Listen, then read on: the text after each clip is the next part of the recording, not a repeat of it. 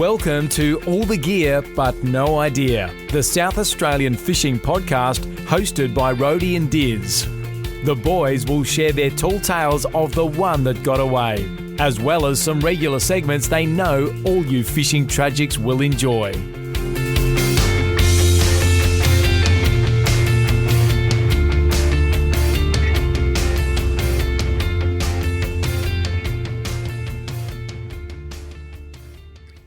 G'day guys and welcome to episode 140 of All the Gear But No Idea, the South Australian fishing podcast.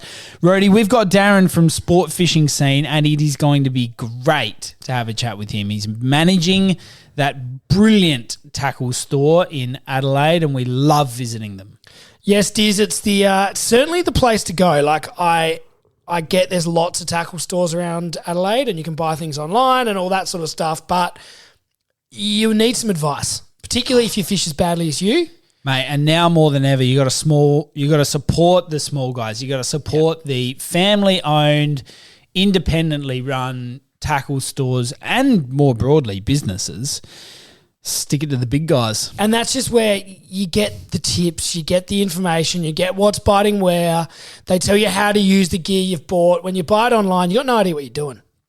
You need to get into the shop, feel it, touch it.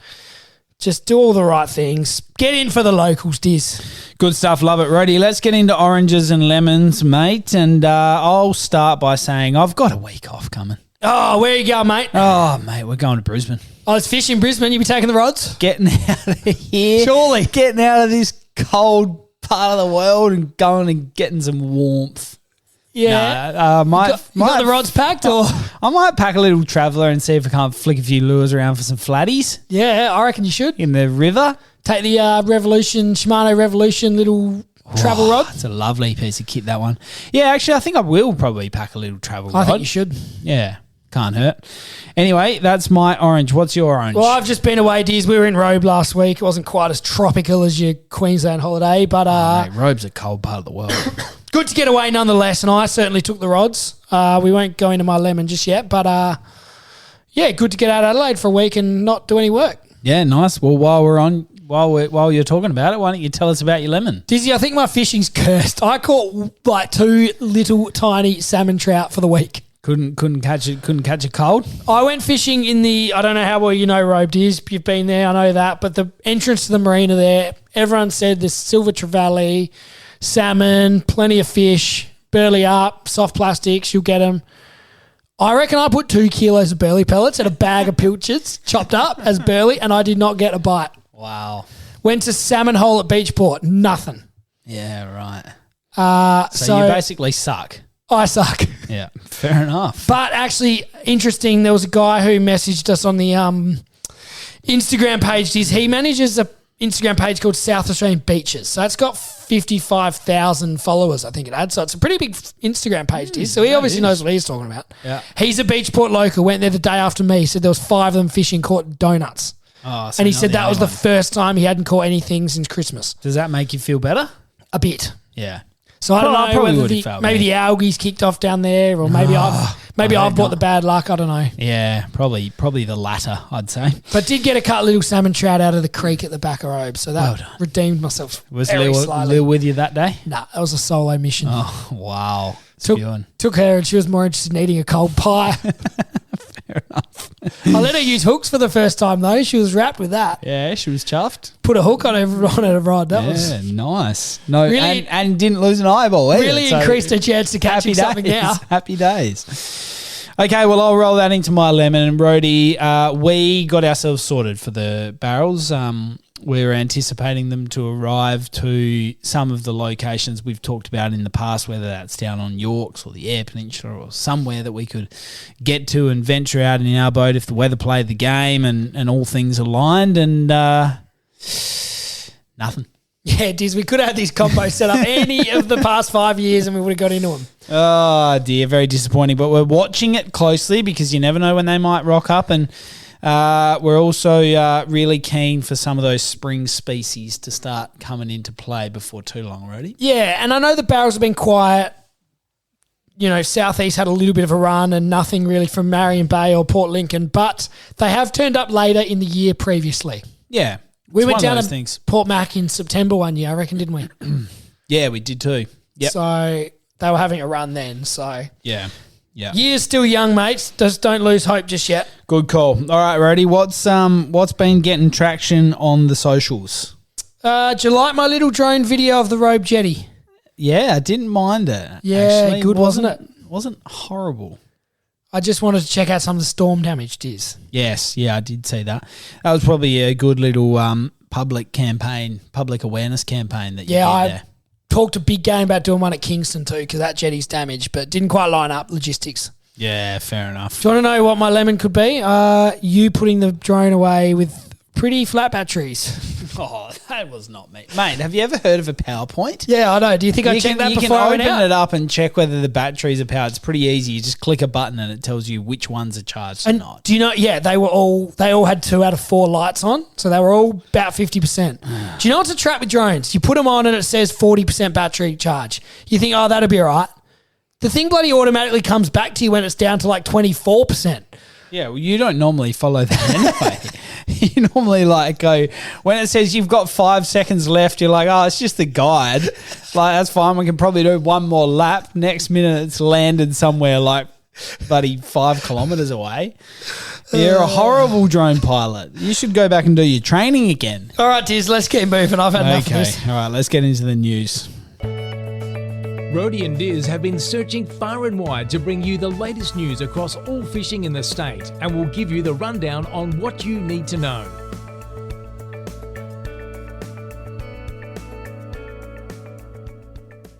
Righto, Rody, the top of the agenda is, of course, some of the news around the algal bloom. And what has been pleasing is some of the reports around that sea sparkle, Rody, which was quite, bioluminescence, but it was some red pretty colour, wasn't impressive footage Yeah. and photos That doing was the rounds. out off Warina, I think it was, Diz. Yeah, it was. So tell us about it, Rody. So, look, I'm no expert, Diz, but it's another one of these dinoflagellate species, and it blooms towards the end of other blooms. And I think it sort of eats them, Diz. Yeah, I think, when we had Faith Coleman on, she is an absolute guru in this space, and it was great having her on. And I do, from memory, recall her saying about how those dinoflagellates basically come in and clean up the dirty work. So it's going to come in and just munch away on this Carrickalinga milky moi toy that's causing havoc. Yeah, fair enough. So that was good news, and let's certainly hope that comes in. We've had another round of some pretty nasty, wild, cold, wet weather. So hopefully as that continues, we certainly hope that it doesn't spread the algal bloom, because, of course, that appears to have been the case, whether it's into West Beach or Port and etc. But we're hoping that it starts to clear up, Brody. That's become my favourite word to say, Carrickalinga milky moi toy. Now I've memorised it. Yeah, I don't think you're saying it right, but that's Do you think fine. I'm close? Oh, you might be somewhere. You might be somewhere near it.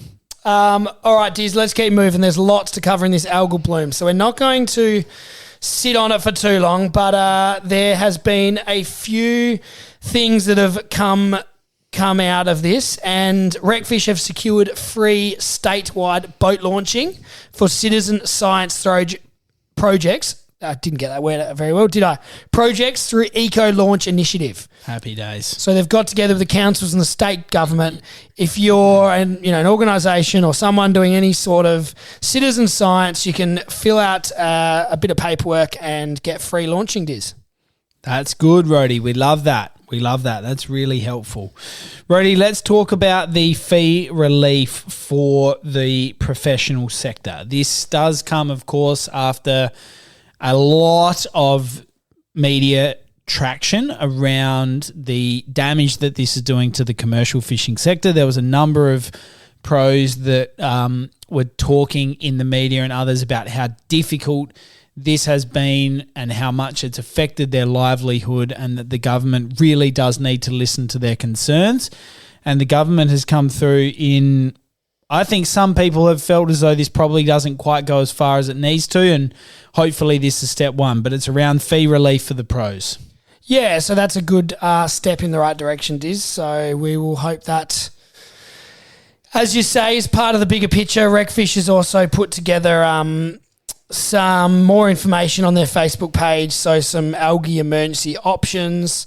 And that was getting unpacked and discussed a bit further in a forum that's just happened today, Diz, down at Brighton. So hopefully there's a bit more information to come about some of that. So I was talking about how some different sort of funding that can be accessed and utilising some of the Reef Build Snapper recovery package and things to do with that and different ways that we can support, recreational fishing, tourism and some of these other things. So we're going to keep a keen eye on those things, Diz.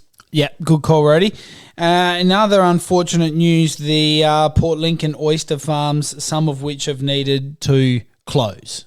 Yeah, so I think temporarily. July 9th, there was a precautionary 4-week closure.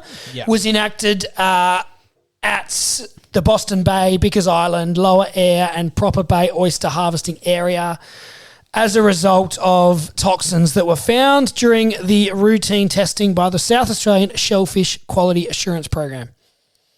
So 2 major seafood producers, Yumba Mussel Holdings and Dida Oysters, have shut up shop temporarily. Yeah, right. Interesting. So we'll watch that one closely. Hopefully it doesn't continue to wreak too much havoc on some of those oyster farms and shellfish producers. And I suppose Coffin Bay is the other big one, Diz. If it keeps spreading further to the west, that will be a big issue, as well as, I suppose, all the other aquaculture around Port Lincoln with, tuna and kingfish and all those sort of things. Wonder whether they've taken the pens out like further or anything like that. I know there's obviously some that are quite permanently in place there, but some of those pens they could potentially move. Yeah, or do they... But can you move them far enough? Do they harvest the tuna sort of sooner than what they would have? Yeah, maybe. Do you think maybe they say, oh, this is looking worse, it's spreading towards us, do we get all the fish out of the water and send them over to Japan now? Yeah, I don't know. That's probably one of the problems about us too. We've really got all the gear but no idea. Anyway, we're not running a tuna aquaculture sort of podcast, I suppose. Oh, mate, and thank goodness for that, because we really wouldn't have had the answers. All right, what else we got? So some Department of Environment and Water plankton data has become accessible publicly online. So you can jump online and have a look at that. So that is just the Department of Environmental and Water. Their data is now available publicly. PIRSA also does a lot of this data collection and theirs is not currently available. But fingers crossed it's a step in the right direction, Diz, and it would be great to see all of the government agencies sharing their information and even the public data become available too. Yeah, good call, Rody. Love that. All right, mate. Now let's talk about some of the really notable sightings of the effect that this algal bloom has had. There's been a number of photos, videos and stories coming in from a whole range of different places, but more recently I think the Spencer Gulf around Wallaroo, Port Hughes around the cuttlefish, the cuttlefish bones and the cuttlefish dead, which was really quite distressing. I do worry about how the cuttlefish migration might go at Whyalla. I think I've read that we've done it in previous years at Point Lowly and there's been heaps of them. And I've seen some photos that there does still look to be quite a few. I did think I saw they were a little bit down on previous years, but not drastically down. Yeah, okay, fair enough. Right, let's talk about that barrel that was at Glenelg. Yeah, that was a big tuna, wasn't it? And wouldn't you love to know the story of how that got there? No one's ever going to know. Did it die way out somewhere south and get blown in on the wind, or did it swim up, get lost, die, and that's how it got to be there? Yeah, it's interesting because obviously there was a lot of uproar on the socials to begin with. Oh, this is a fake photo, etc., etc. And then it was dragged up the beach, and then with the grand in the background, the pier and the grand in the background, the pier and the grand in the background, kind of put all that to bed. But there have been a number of years really where you've seen sightings of tuna in the Gulf that have kind of lost their way. Yeah. But probably never seen a big barrel like that. Maybe not a barrel, yeah. But at the same time, we've seen dolphin fish. We've seen all sorts of weird things blow up in weird spots. Sailfish, swordfish. Yeah. It does happen, so who knows? And this algae's clearly, wreaked havoc with all sorts of animals, so maybe it did get lost and confused. Yeah, good call.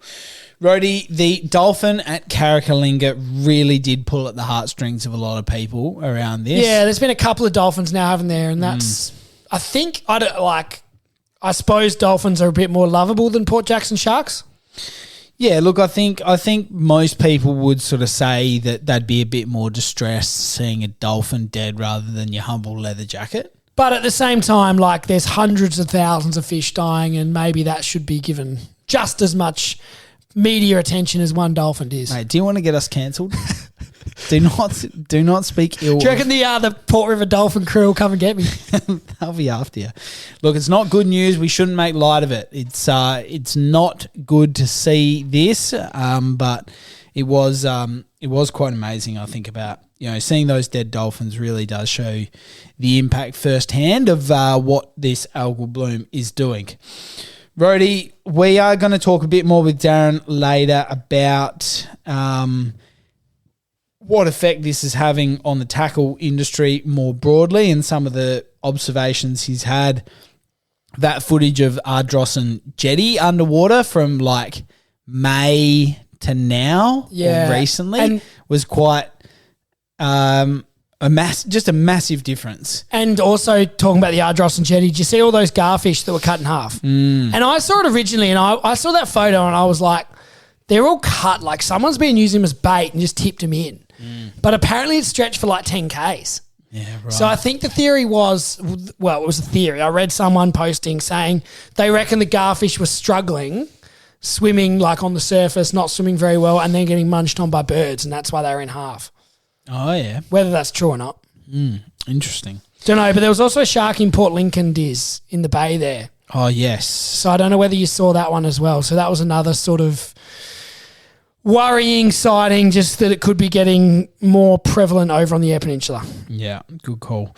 Rhodey, let's talk a bit about the Marion Bay boat ramp, because this is something that we've covered quite a bit. We had the engineer behind the design phase and also assisted in the building of the Marion Bay boat ramp, but it's safe to say that it has had quite a bit of backlash from locals and users of the Marion Bay boat ramp. They haven't been happy with certain elements of it and what it has done, and there's been a response in taking measures to improve it, as well as opening the old boat ramp. Yes, so Diz, this was $3.8 million worth of boat ramp, we should remind people, but there was a vote. What would you do with 3.8 mil? Would you tip it all into a boat, or? Yeah, probably. Maybe pay off the mortgage. But a pretty decent boat for 3.8 councillors voted last Wednesday to remove the new ramp's wave attenuation wall, which we did talk about with the engineer. Yes. And that was designed to reduce water movement, but by removing it, it will give more space and wider entryways and maybe stop some of that weed from getting caught up. And the council is also looking to raise the height of the central walkway between the two ramps, which again is, it's creating something that seaweed and sand builds up on, but B, it's becoming a bit of a hazard that people are potentially damaging their boats on or getting themselves sort of caught between their boat and either the posts or the walkway itself. And, it does get pretty swelly down there. So you can imagine that once you're either pushing the boat off the trailer or as you're about to put it back on the trailer, having big structures in the way is a hazard. Yep, definitely. So that's now it's open for consultation, Diz, and I know Wreckfish has posted on their Facebook about it and asking people to submit any theories or any feedback on it, Diz, and they're asking basically what should be done. Should it be left as is? Should it be stripped back? Like a lot of people are saying it would be just better with a big slab of concrete with no pontoons, no posts, no nothing. But anyway, Diz, that will be one to keep an eye on, and I suppose obviously it's a stuff up, you'd have to say, but good that the council, and I know the local MP Fraser Ellis brought this up in Parliament as well. Good to see that it's being acknowledged that a mistake was made, and now we're trying to make the best of a bad situation. Yeah, well, it's going to be interesting to see how much the old boat ramp gets used versus the new. I think most people, if we went down tomorrow, we'd probably just use the old boat ramp, wouldn't we? We do it, for sure. We've never had a problem with that boat ramp. So good that they've opened it up again. I do get that boat ramp would be a challenge for certain people, But maybe if it's a challenge, certain people, certain conditions, that sort of thing. But if the boat ramp is a challenge for you or your situation or the conditions, maybe that means you shouldn't be heading out. Yeah. Because it is pretty open water down there as well. Yeah, so it's not like launching at West Beach and taking the kids out for a putt around. It is pretty open waters down there. And if you're not capable of launching your boat or the conditions aren't up to you launching your boat, maybe you shouldn't be going out. Wise words spoken by the big roadie. Like it, mate. All right, what else have we got? Second Valley Jetty. Wow. Yeah, so it's sort of not almost good. The walkway to the jetty in actual fact. Like yeah, just it's not before the actual jetty out there. Yeah, but nonetheless, the bad weather, I think that was last week or the week before, that hit the state again has caused more damage, and it means another jetty's out of action. So you do start to feel sorry for these jetty-based fishermen that are running out of options. Yeah. So what, Normanville, Port Noarlunga, the two in the southeast. Second Valley, and there's a couple over on Eyre Peninsula as well. And some of the metro jetties are, I don't think there's been any real reported significant damage, but there's not a huge amount of them that have amazing facilities in an area where, people like to get down to Second Valley and chase a few different species and whatever, don't they? So the government are going to need some money. That's what you're telling us. Something like that. Rhodey, let's talk about the Murray River crayfish. Diz, I talked about this probably 2 or 3 episodes ago, just how many have been getting caught over the border in Victoria and how it's a really cool thing. And there's been another load of Murray River crayfish have been released into a secret part of the river as a part of a 5-year project to repopulate the local system. So the latest lot of released crayfish will take the total number of adult crayfish to 500 and 250 juvenile crayfish. And they've been, and actually, did you see that some of them have been put in with acoustic tracking devices? Did you see those pictures? The little Murray River crayfish with the tracking device. Yeah, the little microphone. It's quite cool, isn't it? And the ones that have already been released, this is according to freshwater ecologist with Nature Glenelg Trust, Dr. Sylvia Zukowski. She has said we found one had gone 10 kilometres downstream of where it was released, which is a fair distance for a crayfish to travel. Another one had actually travelled 3 kilometres upstream. So it's quite amazing. You see those big great whites getting tracking tags and stuff put in them, but it's cool seeing the little Murray River crayfish. Yes, nice, Rhodey. Love it. Very good. Geez, that was a juicy news segment. Oh, jam-packed, wasn't it? Lots to get through. We did a good job getting through it. Let's get stuck into the tackle item of the week.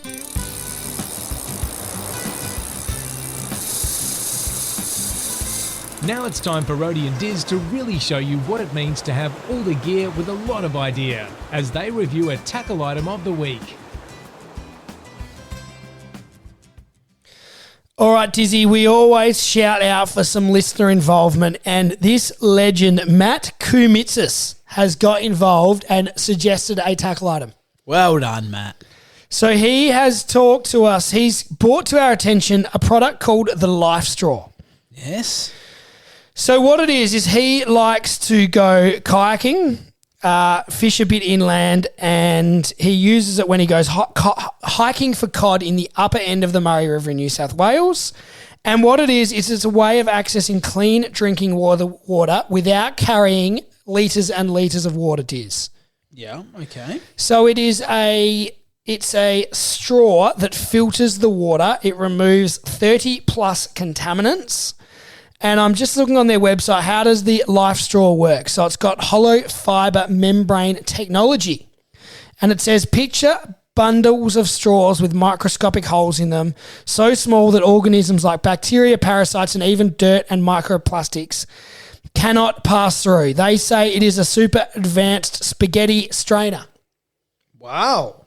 So Diz, it says here it uses a combination of different additional filtration technologies to meet the need of different uses in cases like travellers, outdoor adventures, in-home use, etc., to keep out viruses, lead, chemicals, and all those sort of nasties.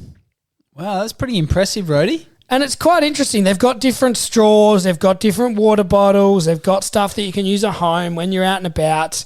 And Dizzy, it's a good product for those wanting to get up, chase some freshwater fish. maybe go camping, you're a bit light on for space, like I said, kayakers, things like that. You can either get one of these water bottles or just a life straw itself, and you can know you're not going to get sick from drinking some sort of dirty water. Well, that is helpful, Rhodey. I'll certainly keep that in mind for any adventures that we might have down the track, and I'm sure there's a lot of our listeners that are going to jump on that. Yes, Diz. And big shout out. We love getting listener feedback. And I think that's the first, Diz. Matt commits us chipping in with a tackle item. Yeah, well done. To be fair, that sort of takes me back to when we used to have a few people sort of send us in fish joke of the week. Yes, we should bring that back, Diz. We should run that back. All right, ready? Let's get into the guest. We're getting Darren James from Sportfishing Scene. Let's get him on the line. Now it's time to get our guest on the line. We'll ask them the all-important 5 questions, then chat all things fishing in SA.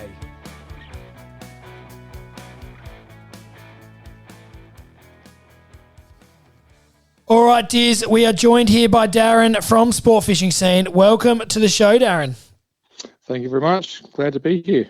Mate, it's great to have you on the show, and we're really looking forward to getting stuck into all things sport fishing scene, some of the stuff you've been up to recently.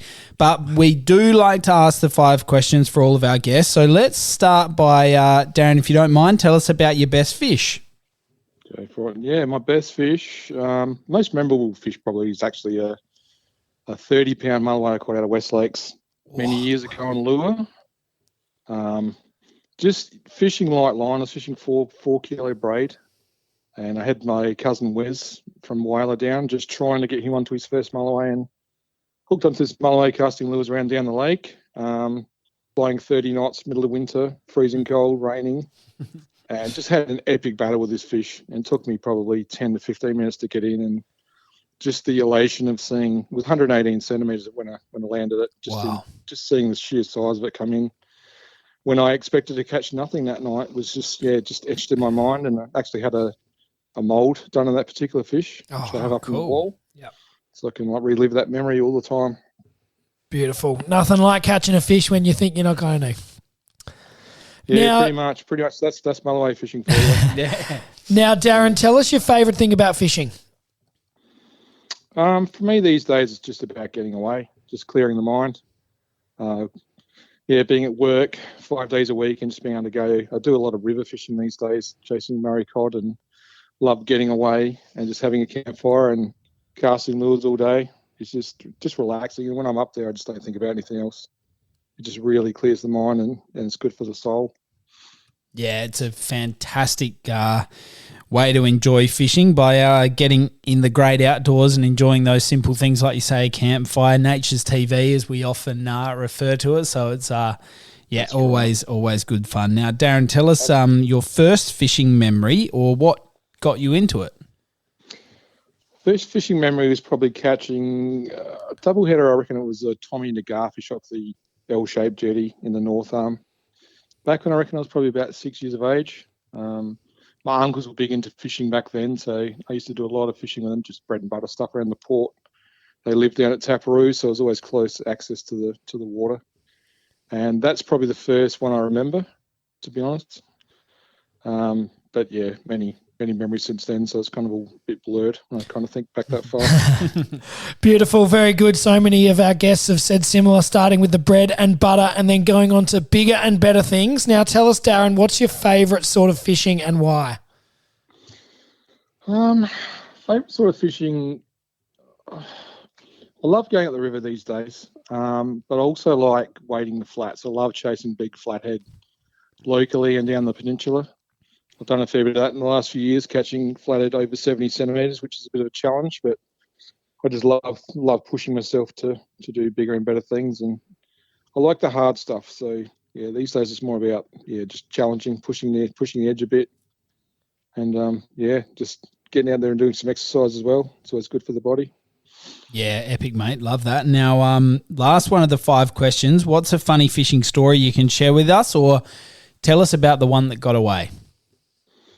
I can tell you multiple stories about the ones that got away, but the one that kind of sticks in my head, I remember fishing off the Ardrossan Wharf years and years ago, when you could actually get on there to fish land base with my brother, and he hooked up. We were live baiting with trumpeters, go for mullies, and he hooked up at about 2 o'clock in the morning, and we were completely unprepared. Had nothing with us, and this fish has come up, and it was a big fish. It would have been about 1.30 meters, and I'm just panicking, thinking, how the hell am I going to get this fish in?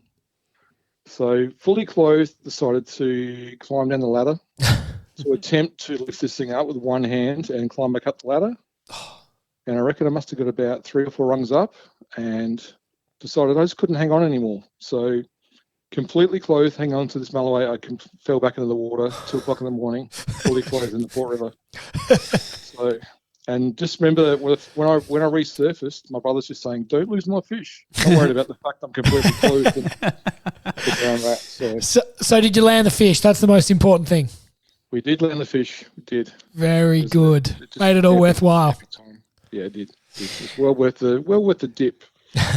That's like when you fall in holding a beer or something and you manage to recover most of the beer. It's the sort of suspense of getting back up, and then there's normally a big roar and a cheer from whoever's hanging around. So very good. If there's more than half the can of beer.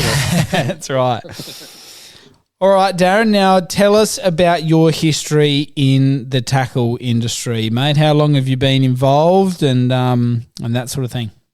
I am in my 20th year now at Sportfishing Scene, so epic, mate. It's been a long time.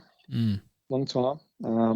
Seen plenty of ups and downs, but I'm still here. But I actually got the position in the first place. I was doing reel repairs at a shop called the Dorsal Fish around the corner, and a job come up for a reel repair at the Sportfishing Scene. So applied for that and got that job pretty much straight away, and then it was just went from there. They had me out on the floor serving, which I was not comfortable with back in the day.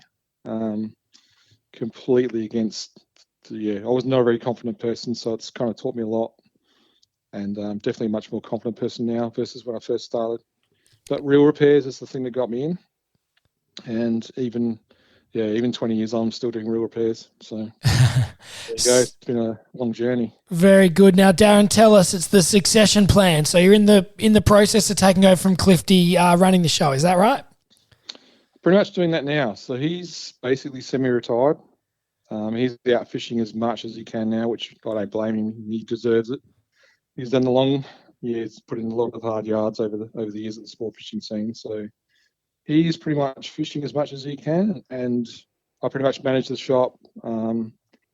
It's a bit of I was doing a bit of that before I took over as manager, but now it's just in a whole new league where I'm pretty much running the whole shop and trying to prepare for the next day, the next week, the next season, and unforeseen things like which has happened lately. But yes, it's not a bad gig. It keeps my mind going a lot.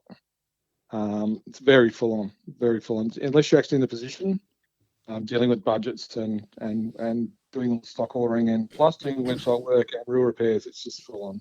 Yeah, very good. It's a big operation there at Sport Fishing Scene. So you're doing a great job there, Darren. Are you still finding time to keep busy fixing up reels? Unfortunately, yes. So you haven't found your young protege to take over? Well, I've got one on the go at the moment. Young Tommy's been helping me out a fair bit. So he's always keen to get in there and get his hands dirty and learn new things. And so he's been helping me out with a lot of the reel repairs lately, which I'm very grateful for because time is not easy to come by at the moment, but he's doing a great job. And he's helping out with the internet work too, which is like really helping my job out, give me a bit of free time to do the other things. Awesome, mate. That sounds good. Now, you must have seen or heard some pretty crazy stories about how people have broken reels. Does any sort of come to mind? Like they've dropped it overboard and retrieved it a year or two later and they've brought it in and thought, can you bring this thing back to life? Or I do. I do have one crazy guy, which you probably know of, decided to drop a saltiga into the drink at Ardrossan one night. It was in 30 knot conditions. I don't know what he's doing out there. But he's a crazy fisher. And I believe from memory he had a diver go and pick it up for him about 5 days later. So that was a massive task. full of salt water. Every little piece had to be pulled apart. But And how good did you get it? I got it pretty good. Can't complain. It actually turned, so that's always a good start. Yeah. Very good. Yes. Lots of stories like that.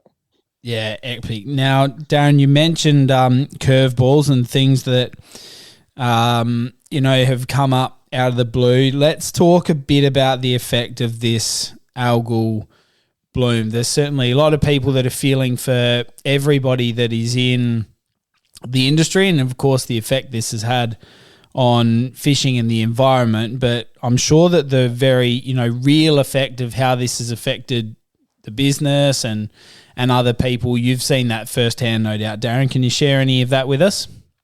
A lot of uncertainty at the moment, and in fact, it's probably more negativity than I think I've seen in fishing in a long time in this state.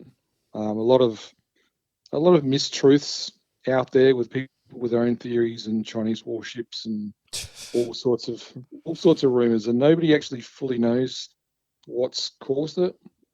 But all I can tell you now is that the places that were first affected, like Waipinger Beach and that, are now starting to fire again. So we've got customers down there now doing really well on salmon and actually pulling in a few mulloway to go with it. So it is definitely on the improve in those sort of areas. There's definitely towns which are going to be they're going to struggle for a while. Places like Eathburg and stuff. But as a fisherman, there's definitely options out there if you want to go catch fish. We're just trying to keep a bit of positivity going because it's not all doom and gloom. There's definitely a lot of bad stuff, but there are fish out there to be caught if you want to do a bit of travelling and maybe just get outside of your comfort zone on what you'd normally do. Let's go and do a bit of exploring. Like I was saying earlier, Clift, you went out there today and they got 20 whiting like in no time, just locally, like real close. So there is still a lot of hope. So we're just trying to push the positivity message and fingers crossed it'll all disappear as fast as it's come. But nature always has a way of fixing itself up in the end. But just hopefully sooner than better. Sooner than later. Yeah, very good.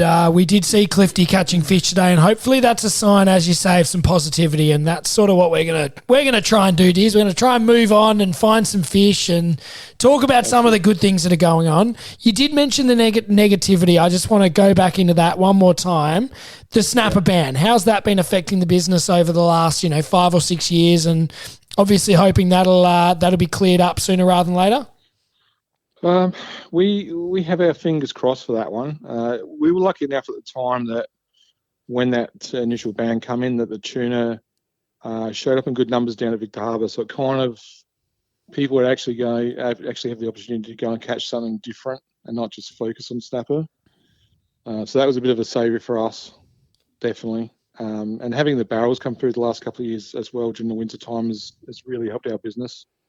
Not so much this year because they haven't kind of shown up that I know of, but yeah, pretty much just things like that. Yeah, it's going to be madness at Sportfishing Scene when and if they do open the snapper again, because everyone's going to need to start from scratch more or less, aren't they? Pretty much. Hopefully the snapper stocks have replenished somewhat. There's a lot of small fish out there, which is good now. So the ban's definitely done its job. When they open it up again, I think it's still a 50-50 from the guys I've been talking to in the know. I don't think anyone is 100% sure it's going to open up next year. We've got kind of our fingers crossed, but yeah, we can only hope. But we will see. We'll find out soon enough. Sounds good. Now, Darren, one thing I was going to say, because it has, got me thinking about these times where, people have been talking about nothing other than really the algal bloom, but it has been an opportunity, I hope, for some to try some of those different sorts of fishing that they may not have done before, whether that's river fishing or, going up the hills and having a bit of a flick for some trout or whatever it might be. Have you seen people just come into the shop and seek your expert advice that you guys are seriously well known for around basically just going, look, I can't go to my usual spot and I'm not getting any bites there, but what else can I try? Can I get up the river or whatever else? Yeah, it's definitely been a bit of a shift. A lot more people interested in reservoirs and stuff now, I've noticed. Yeah. So you get a permit, you get access to like quite a few good reservoirs.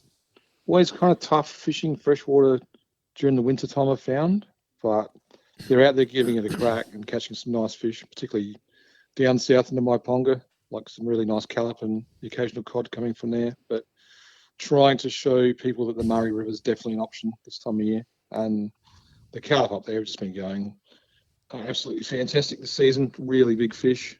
We've pushed fish to 58 centimetres so far in my boat. And I know there's other guys which have caught them 60 plus on lures. Wow. So it's fishing really well. And the fish are in awesome condition as well. So they've obviously fed up really nicely during the last lot of floods.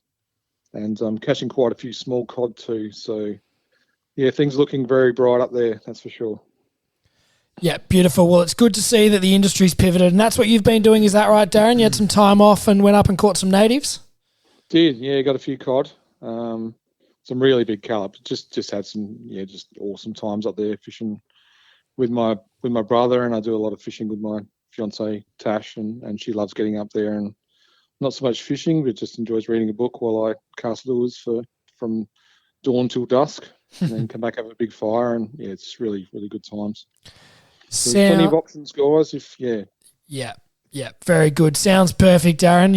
You both win. She gets her quiet time reading her book and relaxing, and you get to do what you love. So that's a win-win. It is. It's great. I'm very lucky.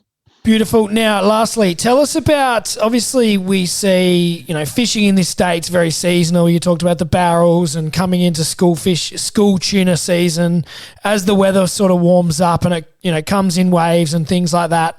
What's next on the agenda at Sportfishing Scene? It won't be long and the weather will warm up and we'll move into those summertime things. Is that what you're sort of looking forward to next? Even spring. Spring's like a really good time.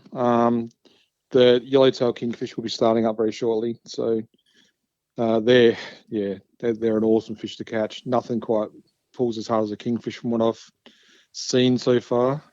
Done a bit of fishing, but when you hook a king, you know all about it. They're just awesome to catch. They're just dirty fighters, never give up. And I never take it as a victory until the kings actually flap around in the boat. So anyone who wants to give that a crack, then there'll be quite a few opportunities at Port Augusta and Whyler and Coffin Bay, places like that, which are all well known at that time of year, especially coming up. So come down and have a chat to us and we can set you up with all the right gear.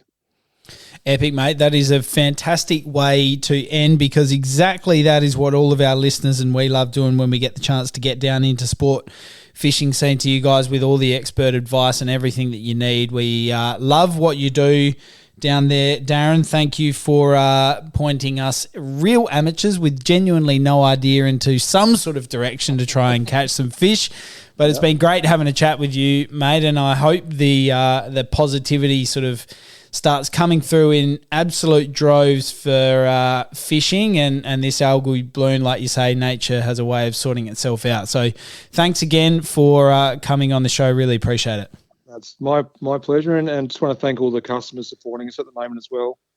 Yeah, we really need it at this time, so it's good to see all you guys coming through and goodwill messages and that sort of stuff. So yeah, thanks very much. Beautiful. Thanks for your time, Darren. No, thanks, guys. All right, Dizzy, that was great to chat with Darren about all things sport fishing scene, fishing in this state, how the algal bloom's affecting things, and get a real rundown on everything there is to know. Good call, Rhodey, and I think it goes without saying that basically if you want to know where the whiting are, then you need to head down to Sport Fishing Scene and see if you can't get the GPS locations off Clifty's boat. Well, that leads us into our fishing report, Diz. Rhodey and Diz have been out on the water to bring you the news about where they're biting. Now it's time for the fishing report.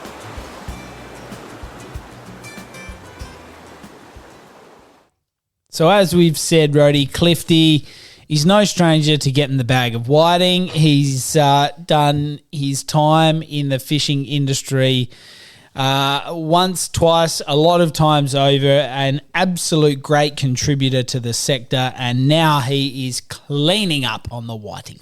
Yeah, it is. So he got 20, as Darren said, and I think he said on Facebook it was only about 1 kilometre offshore from North Haven. Nice, very impressive. So he's really proven the doubters wrong, all those saying there's no fish out there. They're still there somewhere, Diz, and they're hopefully just starting to fire up and come good. And it's good to see a bit of positivity and a good local report, Diz. Good call, Rody. We love hearing that. That's for sure. That's almost whet my appetite to take the boat out again. It does. Let's give it another whirl, Diz. Let's get back into it. Good call. All right, Rody, give us a bit of an update on the salmon comp. What do we got? Dizzy, so this is the Australian Salmon Comp at Elliston. It's... I think it runs for 3 months. Am I right in saying that? Yeah. Throughout winter. Yeah. But they do a monthly heaviest fish. So the winner for June was Brian Baker from Noarlunga Downs, who landed a 5.005 kilogram salmon. That's a good fish. That is a good fish. That's a great fish. So well done to Brian from Noarlunga Downs. And that's going to take some beating for the overall comp, I reckon, Diz. Yeah. Yeah, it will, because that is a stonker fish, and good on you, Brian, from Noarlunga Downs. It's an epic catch. Look, we can't wait. We love following this salmon. I think we've been following this salmon comp ever since we started the podcast. It's a real staple of your winter podcasting, isn't it? It really is. And, it'd be great to get down there and partake. Yeah, I think we talked about it probably 4 years ago, but we went in when we went to Port Lincoln, remember? But I reckon we missed it by a month or a couple of weeks. Just missed it. Yeah, good call. Anyway, Diz, the salmon are starting to fire up Eyre Peninsula in another good sign for the Algal Bloom impact on fishing coming to an end. Yeah, good call. You heard from Darren. There's people that are down at weights getting some good numbers of salmon. Also, the odd mulloway turning up, which is fantastic to hear. So head back down there if that's your local horn around trying to get a feed of salmon, or flick a few metal slugs and the likes to hook into them, which is great. And, basically we can say from the fishing report that you don't know where the fish are in the southeast at all. Yeah, don't go fishing with me at Robo Beachport. That's the take-home message. Fair call. I'm sure someone was getting fish. It just wasn't me. Good stuff. All right, juicy little fishing report for you all out there. Love it. Keep getting out there and sending us in all of the socials. And, we just basically love it when you tell us what tackle item of the week we should put up there. Yeah, and why don't you send us a voice memo, guys? Just get involved. Yeah, good call. Good call. I hear enough of Dizzy's verbal diarrhea on the other side of the pool table, so let's get someone else in. Fair shout. All right, well, you can, of course, find us on anywhere that you download your podcast. Jump on the Facebook, get around it on the socials. Rody does a great job keeping you listeners up to speed on all things happening in the rec fishing sector. Thanks for listening, guys. We'll chat to you next time. Rody and Diz hope you enjoyed today's episode of All the Gear But No Idea. Keep up to date by liking and sharing us on Facebook and Instagram. And you can subscribe on all the major podcast platforms. Until next time, good luck fishing.